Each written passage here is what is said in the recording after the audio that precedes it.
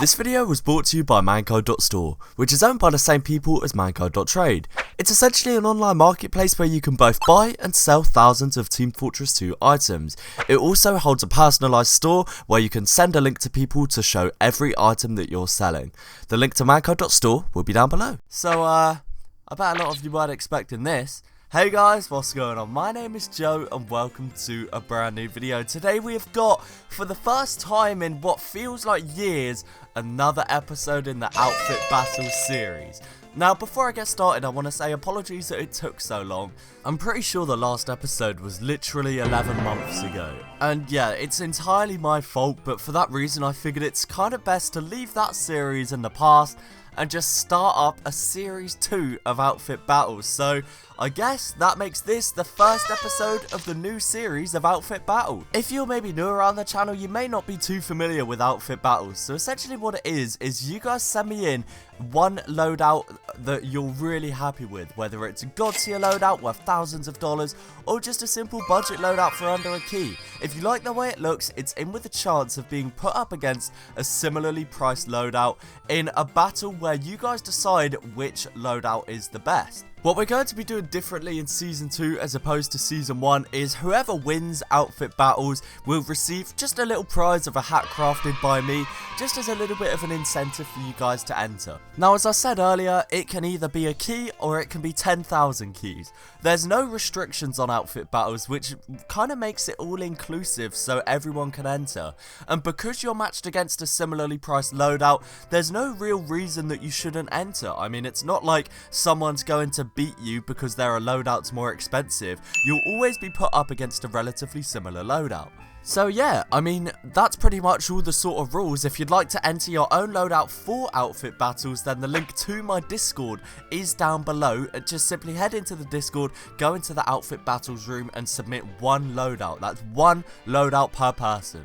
But now all the rules are out the way, I just want to say, if you are new to the channel and you aren't already subscribed, we are super close at coming in to 100,000 subscribers. And I've got a stat on my dashboard that shows around 60% of my viewers aren't actually subscribed. So if that is you and you enjoy the content, then please do feel free to subscribe. It helps me out a lot. And I mean, it gives you guys daily TF2 content. So what's not to love? But yeah, without further ado, let's get into the first loadout of the video.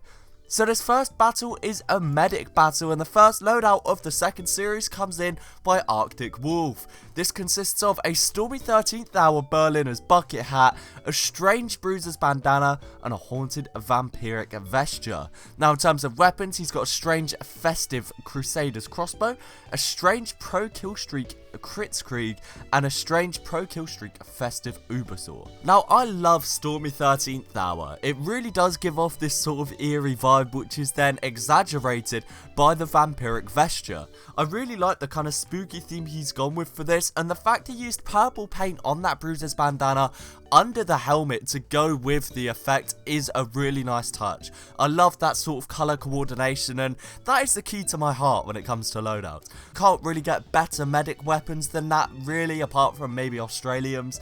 That is a fantastic combination of weapons, both all pro kill streak and strange festives in the mix as well.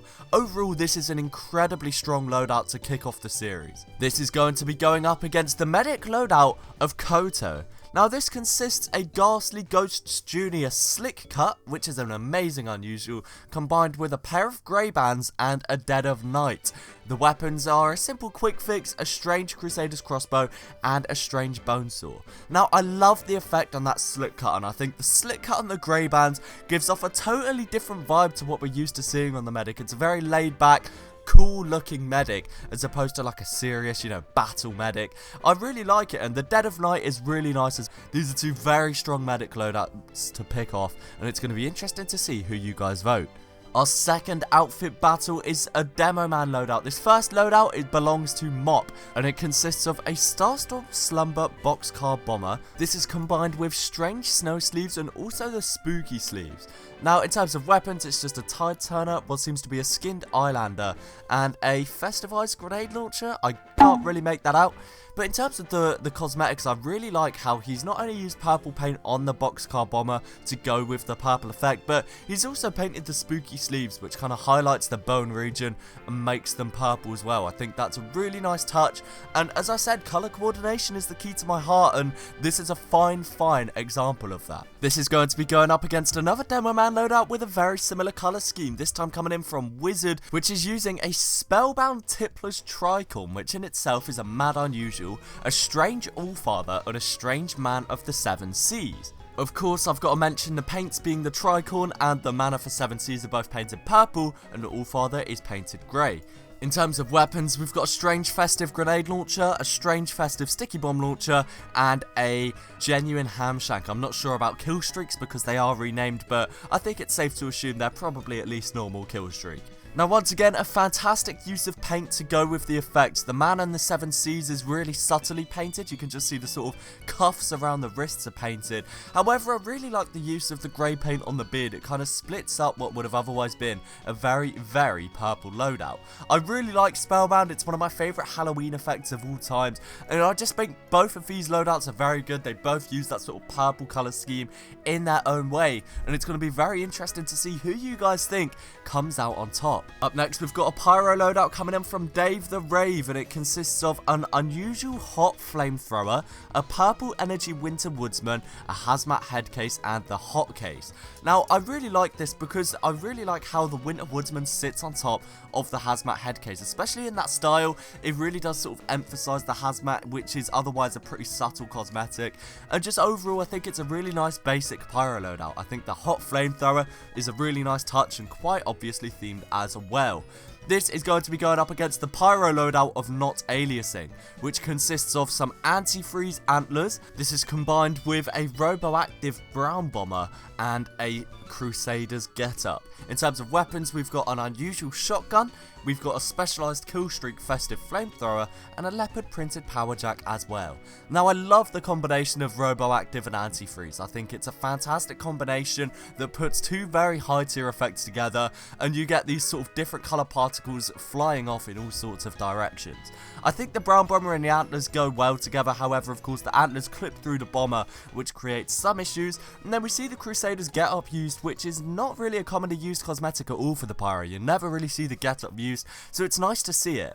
My only real qualm with this loadout is the sort of like no face cosmetic. I mean, there's so many different face cosmetics now for the Pyro that it would have been really nice to see maybe a Last Breath or a Head of the Dead used. And the penultimate battle of the video, guys, is a soldier battle between our first soldier, which is VLAD. This loadout is home to an unusual vampire vanquisher painted purple with the effect of clairvoyance. This is combined with a purple painted Antarctic Parker and a purple painted strange Viking Braider.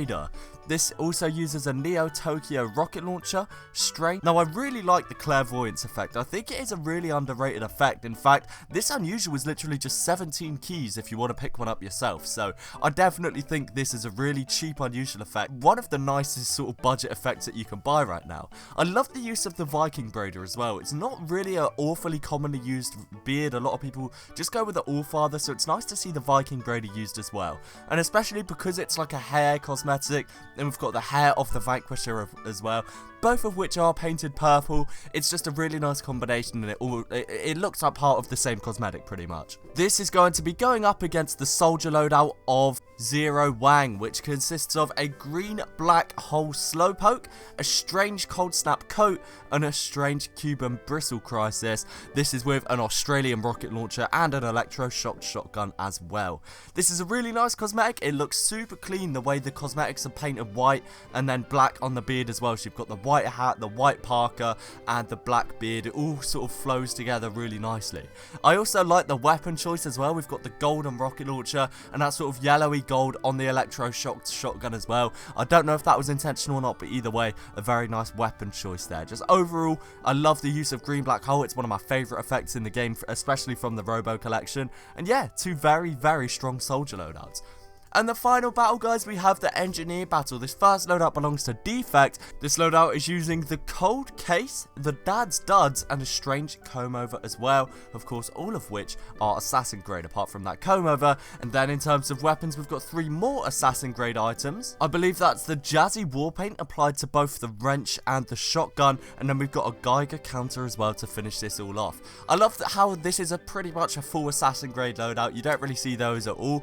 And I really like the loadout itself. I think the comb over and the dad studs go perfectly together. And then the cold case isn't a cosmetic we see used pretty much at all, but it kind of fits in with this loadout. You get this sort of like old man theme who's just trying to drink some beer.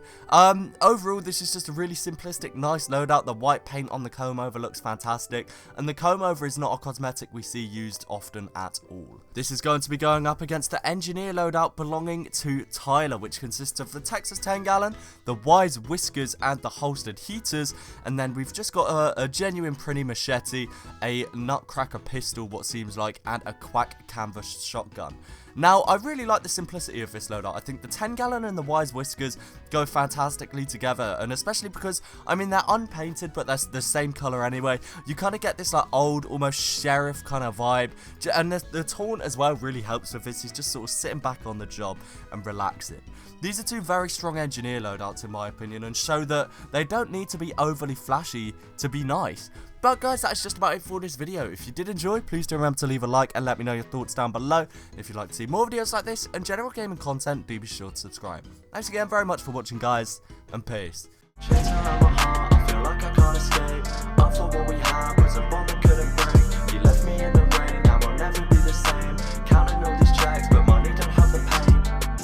Stop until everybody knows me bag is in my room and sound just like the pros. I just made a bag and blew it on a coat.